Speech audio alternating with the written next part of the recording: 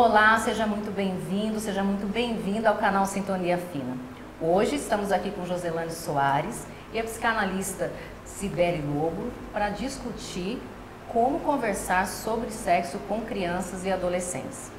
A gente sabe que a sexualidade, que hoje está muito em pauta, né? O debate político hoje gira muito em torno da questão da sexualidade sobre os mais variados aspectos, por incrível que pareça, é um tabu. Não só para homens, como e principalmente para mulheres. Agora, como superar o tabu sendo pai e mãe e tendo que obrigatoriamente debater esse assunto dentro de casa? Como educar meninos e meninas para ter uma sexualidade saudável e feliz? É um grande desafio. Nós temos hoje mais de 50% das meninas que iniciam sua vida sexual entre 13 e 14 anos. Estou dizendo isso porque às vezes a gente fica com medo e a gente se coloca como se aquilo nunca estivesse dentro da nossa realidade de fato. Isso é dado do Brasil. Também nós temos dados da ONU, do IPEA, de 2017, que apontam que 1 em cada 5 crianças é filha de uma mãe adolescente. Para dizer que o sexo está presente na vida do adolescente. Por mais que queiram renegar, mas está aí, é uma Exatamente. realidade. Como que a gente lida com isso, Cibele? E aí eu queria que você falasse um pouco de por que a sexualidade é um tabu, se é algo da natureza humana. Pois é, embora seja da natureza humana, não é natural, né? O humano não consegue tratar isso com naturalidade. A psicanálise pensa a sexualidade, na verdade, não objetivamente um ato sexual, né? Mas envolve o discurso, envolve a percepção de si próprio. Exatamente. Envolve o olhar, envolve a palavra, né? Tá no discurso.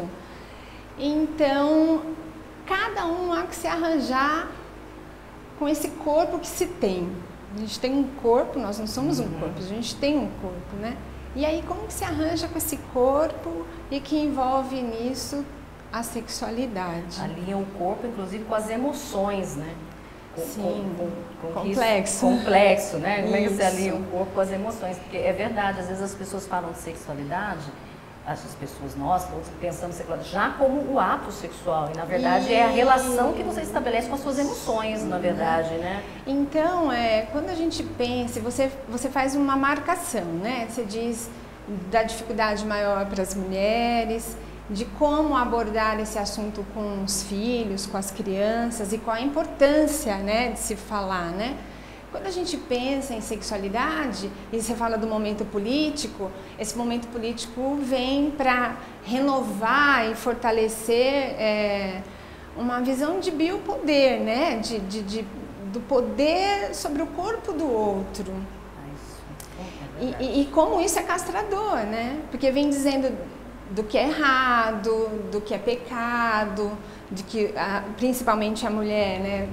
Puxando um pouco mais para esse viés, que uma mulher que deseja é um problema, né? Uma mulher desejante não é uma boa mulher. Não é adequada. Não é adequada, né? Chamada mulher direita, né? Isso, não mulher é para casar não pode ter esse tipo de comportamento, que busca o desejo. E aí eu gostaria de emendar, Sibeli, aí você pode concluir, já para emendar, que assim, apesar de ser realmente um processo natural, as famílias têm dificuldade de abordar isso com seus filhos. A partir dos próprios tabus, né? Exato. Porque isso vem de geração em geração. Veja, a primeira vez que eu ouvi foi na TV a Marta Suplicy falando. Sim, foi na assim, TV Mulher, né? Um choque, como assim? É assim que funciona? E hoje está super inovador, inclusive. Então, e não necessariamente aquilo vai influenciar, não me influenciou. Não tive precocidade, pelo contrário, foi bem tardio. Porque a informação, na verdade, ela vai na contramão da precocidade, né? Então, aí vindo assim, como que a mulher lida com a própria sexualidade e aí com que naturalidade vai ser possível falar com o filho, né? Se há um tabu para a própria mulher e por consequência para esta mãe, né? Como que ela vai tratar com naturalidade essa questão com o filho? Que receita existe para que essa mãe consiga falar com o seu filho. Ou esse pai. Porque às vezes coloca toda a responsabilidade. Não só a mãe, mas os pais. No final eu acabei indo pelo viés mais, que a gente falando de mulher, falando né? do tabu, de como essa questão é muito mais difícil para a mulher, que não é incentivada ao desejo, não é incentivada ao sexo, ao contrário dos meninos, que também não é bacana, né? A gente tem que pensar, mas daí é uma outra discussão. Com os meninos, verdade. Mas como que os pais vão falar disso se é um tabu para você mesmo, né? De que maneira vai abordar essa criança? E por que a necessidade disso, né? Dessa educação sobre a sexualidade, porque não é ensinar sexo para a criança, não é ensinar sexo para o filho. Tem uma distorção, isso tem que ficar né? muito claro que falar sobre sexualidade não é ensinar para a criança sexo, não se trata disso. Mas dizer das diferenças de um corpo de homem, da diferença do corpo da mulher, como é que se faz um bebê, as doenças sexualmente transmissíveis, né? Então, quando você orienta essa criança mais cedo, em torno de 9, 10 anos, até porque a criança começa a fazer algumas questões já antes disso, porque a sexualidade está presente na vida. Tem a curiosidade, né, que é própria da criança. E a informação hoje chega antes dos pais. E agora, principalmente. Mais ainda, porque quando você vai abordar o assunto, a criança ela já tem uma informação dela, porque ela convive na escola, laço, convive com outros, né? Um laço social. Na escola, convive com outros amigos, convive com outros espaços, né, sociais. E agora que a internet abre um leque aí para a pessoa. A gente viu, Sibeli, que agora na campanha passada, a pauta moral foi muito preponderante. Sim. E uma das coisas que mais chamaram a atenção, além da história do kit gay, foi um livro que era justamente sobre educação sexual, por haver essa distorção o que é ensinar sobre a sexualidade, até para a criança aprender a se proteger também. De qualquer tipo de assédio. Exato. O menino e a menina, porque os meninos também sofrem. Claro. E precisam saber que há um limite, o outro não pode avançar esse limite do corpo, né? Então, e aí no que você coloca a pauta moral, que aquilo é errado, olha, estão querendo ensinar sexo às crianças, você atrapalha todo o processo de pessoas, de profissionais como vocês, os educadores nas escolas, e até né? De pais que abordam esse assunto e se sentem assim, vamos dizer, censurados. Mas aí, olha, eu até trouxe um dado aqui, porque o candidato em questão, que depois foi eleito, o que ele falou numa entrevista? Ele falou assim, olha, falar de sexualidade é coisa para o papai e para a mamãe. Excelente se o papai e a mamãe realmente falassem, né? Mas na escola eles estão querendo proibir esse debate nas escolas, mas aí você vê, ó, os dados. Um levantamento do Ministério Público entre 2011 e 2017 mostra que 83% dos casos de abuso de crianças se deram no seio familiar, dentro de casa, envolvendo parentes. Quer dizer, é óbvio que é importantíssimo que os pais falem disso, mas se ele não tiver acesso a essa informação em outro lugar, por exemplo, na escola, às vezes lá dentro tem um parente, ou chega um amigo da família, né, entre aspas, e essa criança não sabe ali o limite entre o carinho e o assédio. Exatamente. Por isso é muito importante que essa educação venha numa idade adequada possível para a criança, mas que ela venha com verdades. Né? Isso foi um ponto, a gente tem sempre aquela coisa das dicas, né? Essa porque, é uma questão importante, verdade. Eu gosto de dar exemplos, assim, sabe? A minha filha, numa situação, ela tinha de 5 para 6 anos e ela me fez assim, a seguinte pergunta. Ela falou, mãe, já que nós estamos com tempo para conversar, eu queria que você me respondesse, quais são as formas que eu nasço? Essa foi a elaboração dela. De 5 para 6 anos? 5 para 6. A questão é não se assustar com essa pergunta, no sentido de, se eu responder para ela as formas que nascem, ela vai querer saber como entrou na barriga, como é que eu vou falar de sexualidade, como é que eu vou falar da relação sexual, como é que eu vou falar... Menos, bem menos nessa hora. É dizer aquilo que ela perguntou. Ela tem condição de entender o que ela perguntou. Quais são as formas de nascer? Então são duas formas de nascer. Uma pela cesariana, outra pelo parto normal. E explicar as duas formas. Ponto. Acabou. Simples assim. Quando ela perguntar como é que entrou na barriga, então aí a conversa é outra, né? Mas ela vai avançando passo a passo. Mãe, o que é esse sanguinho, né? Que é a menstruação. Arranjar um jeito de poder dizer disso. Não é uma coisa fácil quando você tem que inventar na hora. Mas é entender também o que é para poder achar um jeito possível para dizer para o seu filho, né? Por isso que é importante os pais se prepararem, né? Pra na hora que a pergunta fatídica vier... E um dado importante é que a criança o adolescente que foi educado, teve essa educação sexual mais cedo, ele é mais responsável com a sua vida sexual. E também olha a sexualidade com mais naturalidade.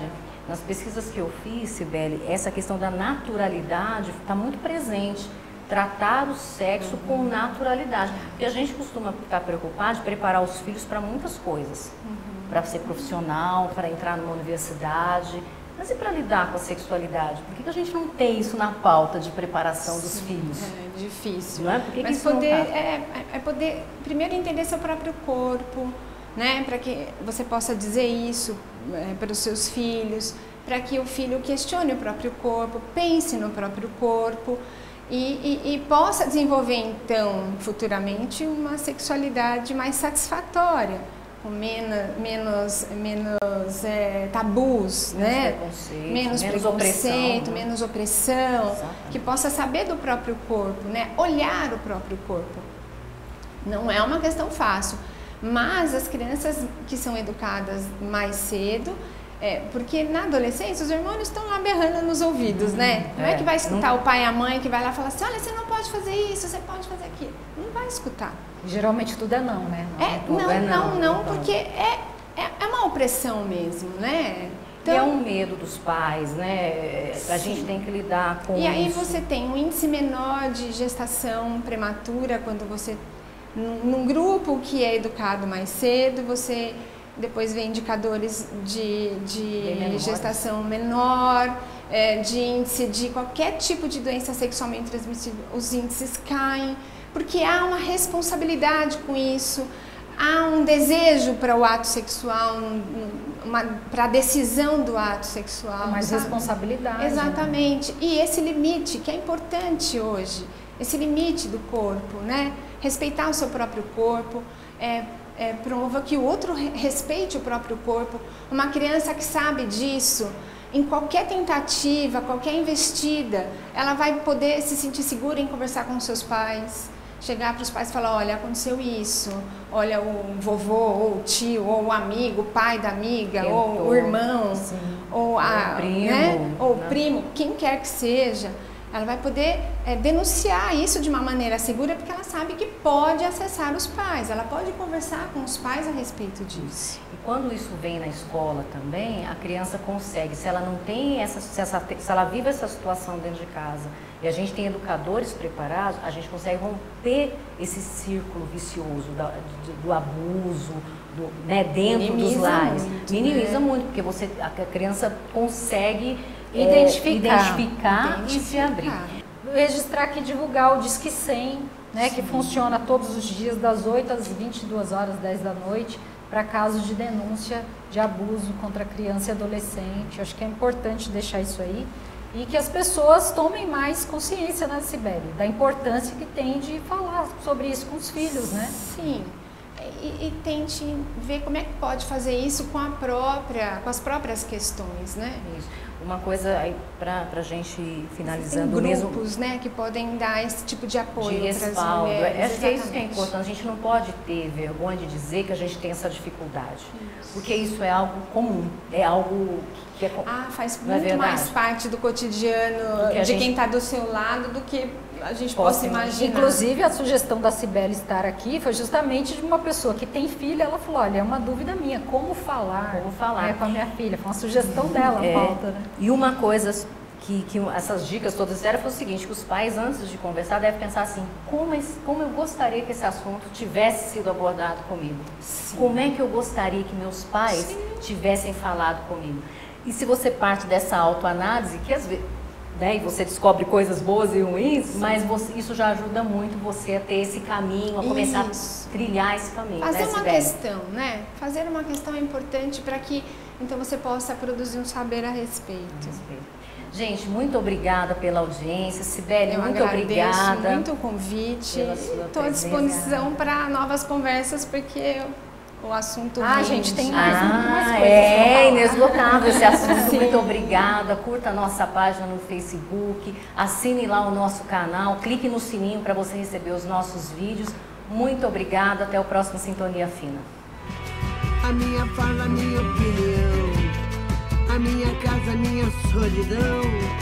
Joguei do alto do terceiro andar. Quebrei a cara.